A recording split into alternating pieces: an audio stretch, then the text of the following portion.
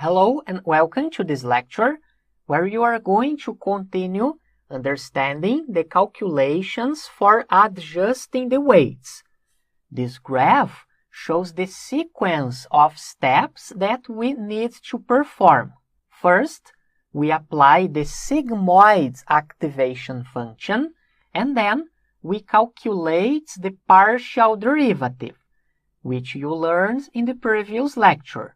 When we have the value of the partial derivative, we can calculate the delta parameter, which can be considered an auxiliary variable to help in the calculation of the gradient.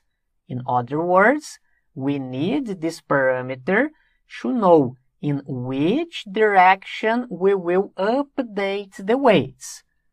Returning to this graph, the weight is on x-axis, which is represented by the letter W, and the error is on y-axis. These calculations will indicate the directions of the weights update, avoiding the local minimum here and moving towards the global minimum here.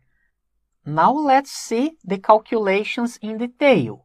And the first one we need to do is the delta for the output layer. And only after that we will do the delta for the hidden layer. In the first phase of the neural network, we perform the feed-forward process, which data flows from the input layer to the output layer, from left to right. Now, we are starting the reverse process. We will update the weights starting at the output layer until we reach the input layer, from right to left. Now, let's see the calculations step by step. We are considering the first row, 0 and 0, and we already have the values of the sum function and the activation function. Just a reminder that the activation value is the prediction of the neural network. Now we can apply this equation. Delta output equals the error times the sigmoid derivative. We will apply that equation to extract the derivative value, sending as parameter the sigmoid value. First, we can get the error, the expected output, 0 minus the prediction, 0.406. The error is minus 0.406. Now we can calculate the derivative. We send 0.406 and we get as result 0.241. Just a reminder that this equation is being applied.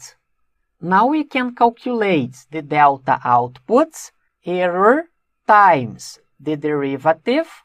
The result is minus 0.098 for the first row of the dataset. Now we need to move on to the second row, as you can see here, 0 and 1. And we already have the values here, the error, the expected outputs, minus the prediction. When we send the activation to the equation, the derivative is 0.245 and the delta outputs, the error times the derivative. The delta for the second row is 0.139. Now we need to move on to the third row, 1 and 0, and you can see all the calculations here.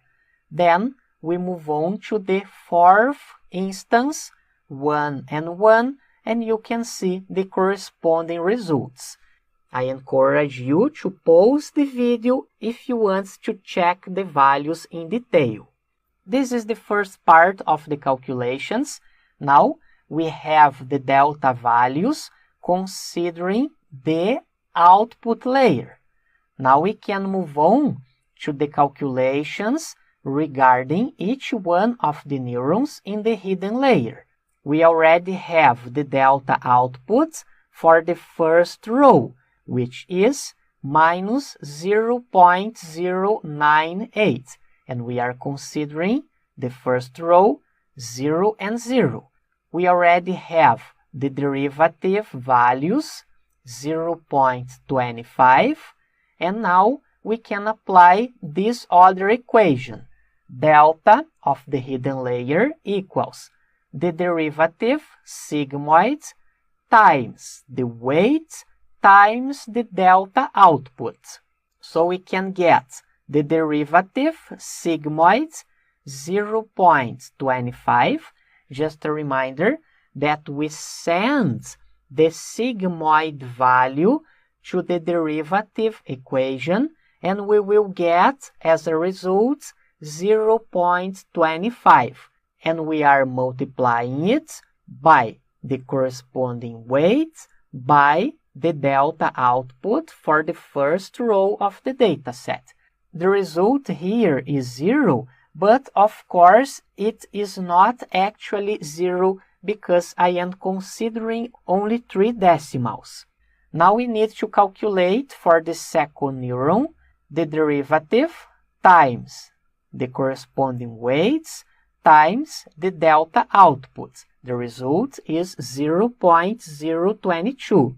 Then we move on to the third neuron, the derivative times the weights times the delta output. The result is minus 0.004.